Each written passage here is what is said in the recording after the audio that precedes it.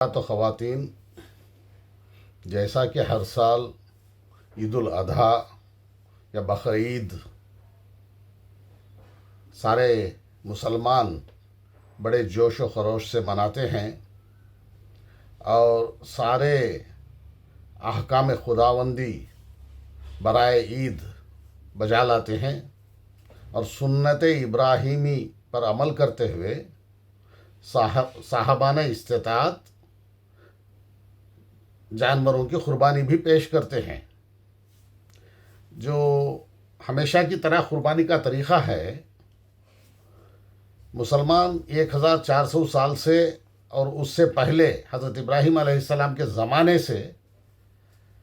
तौहीद पर अमल करने के सारी कौमें कुर्बानी पर अमल करते आए हैं हज़रत इब्राहीम अलैहिस्सलाम की सुन्नत पर।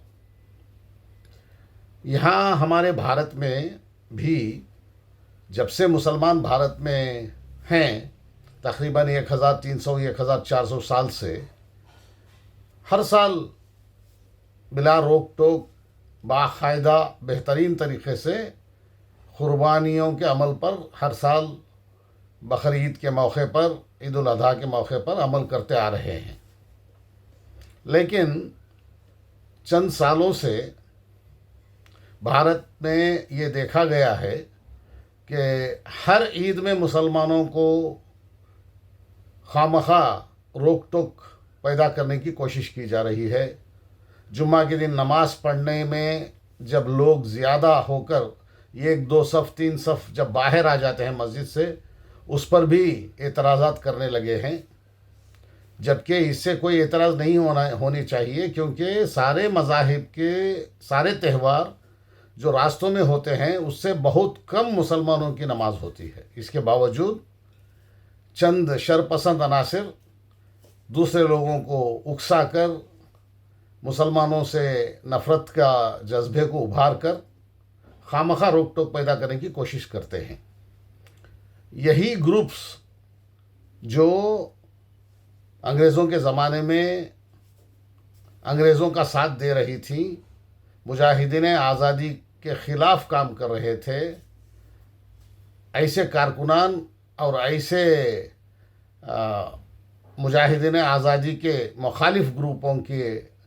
जो लोग थे, उनकी औलादें अब जो है हिंदू मुस्लिम नफ़रत का माहौल बनाने के लिए हमारी ईद उल अधा के मौके पर, बकरीद के मौके पर हमारे जानवरों को कुर्बानी देने के अमल को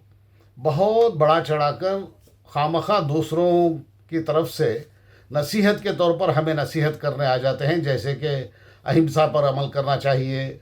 जानवरों को कुर्बानी देना हिंसा है। बहुत ताज्जुब होता है कि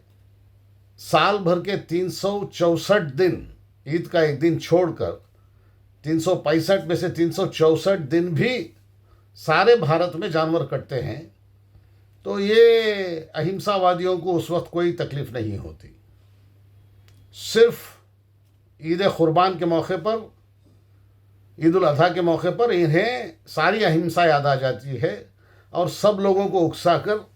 मुसलमानों के ख़िलाफ़ खड़ा करने के लिए एक माहौल बनाया जाता है। इसमें मीडिया बहुत साथ दे रहा है। नेशनल मीडिया में बहुत सारे लोगों को लाकर उसमें चंद बहुत कम जानने वालों को टोपियां पहनाकर, जुब्बे पहनाकर, उन्हें मिलाकर मुसलमान के तौर पर पेश करते हुए दाढ़ी वालों को टोपी और जुब्बा पहनाकर लाकर उनसे नसीहत की जाती है कि देखो, हम केक में बकरे बनाकर काट कर बग़ैर खून खराबे के केक का बकरा काट कर हम तकसीम करके खा रहे हैं। मुसलमानों को चाहिए कि वो भी इस अमल पर अमल करते हुए खून बहाने से रुक जाएं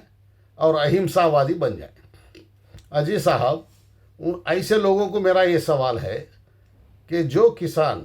भारत के करोड़ों किसान तकरीबन 12 करोड़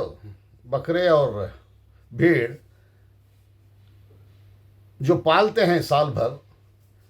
खुसूसन ईद कुर्बान के मौके पर फ़रोख्त करने के लिए मुसलमानों को, उन भेड़ बकरियों का क्या करेंगे ये लोग? क्या किसानों को उसका बदला देकर ये ख़रीद कर ले जाकर कहीं पाल लेंगे? नहीं, ये सिर्फ रोक टोक कर रहा है मुसलमानों की ईद में,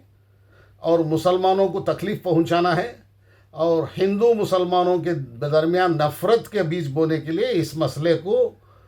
गलत तरीक़े से पेश करके दूसरों के जज्बात उभारने के लिए इस्तेमाल करना है। वरना अगर इन्हें ज़रा सी भी अक्ल होती तो ज़रूर ये किसानों को जाकर पहले कहते कि बकरे और भेड़ ना पालें।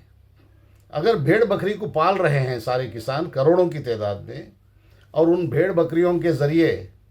उनका गुज़रे माश चल रहा है साल भर, और करोड़ों किसानों का गुज़रे माश इस पर भेड़ बकरियों को पालने पर निर्भर है। कई लोग जो है हज़ारों भेड़ बकरियां पालते हैं,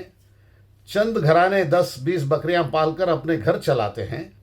अगर उनकी भेड़ बकरियां ना बिकें और वो लेकर उन्हें गोश्त के तौर पे इस्तेमाल करने वाले रुक जाएं, तो आखिर उन भेड़ बकरियों का क्या होगा, उन किसानों का क्या होगा? और किसान जो इस आमदनी पर मुनहसिर हैं, निर्भर हैं, उनकी फैमिलियों को क्या ये लोग खाना पहुंचाएंगे?